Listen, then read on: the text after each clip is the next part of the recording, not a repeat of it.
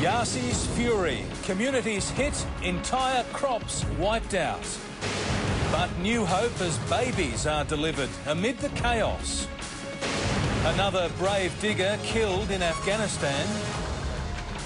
And a new generation of preps begin a long life journey.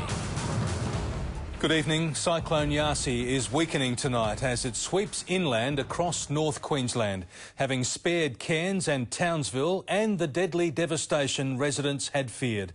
It slammed into the coast early today, carving a path of destruction through communities around Tully. But remarkably, no deaths or serious injuries have been reported yet. Yasi's now just a Category 1 cyclone. And while major centres appear to have dodged the cyclone, the small towns like Cardwell and Tully took a direct hit.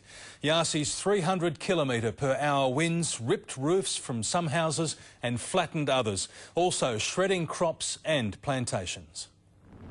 Queensland's most ferocious cyclone in 90 years chose these small communities for its path of destruction. When Yasi crossed the coast around Mission Beach, it destroyed homes and businesses, lifted off roofs, flattened hundreds of hectares of crops and tossed 70 boats around the harbour at Hinchinbrook. Even some of the bigger vessels were pushed onto land by the force of the wind and the storm surge that came with it. You can't believe the amount of force it must have taken to get these boats up here. Oh, Jesus. Late last night, the town of Tully took the brunt of Cyclone Yasi's fury.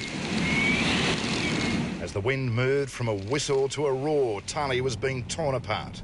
A terrifying night for those who chose to shelter at home. The wind from hell. I've been through Larry, I've been through Winifred, and honestly, I thought we were just going to get picked up and taken away. It was just dreadful. Really, really frightening. I just thought the whole place was going to go. Just the sound of it was incredible. I hid under a mattress. This is what's left of the main street. With 1 in 3 buildings damaged, nearly everyone here has been deeply affected by the destruction. We came back this morning and this is what we found when we got back. We went to the Red Cross evacuation centre yesterday. We secured everything that we could. Peter Ross just returned from a holiday in flood-affected Brisbane to this.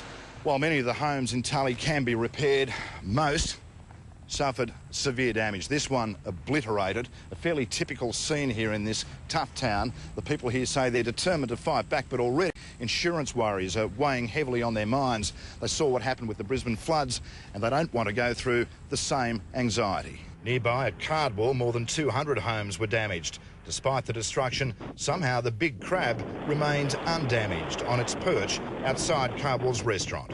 There are people now who have lost their homes, they've lost their farms, they've lost their crops and they've lost their livelihoods.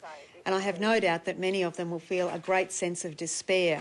Adding to their despair, power is out to 180,000 homes. Communications are patchy and residents were on their own for most of the day.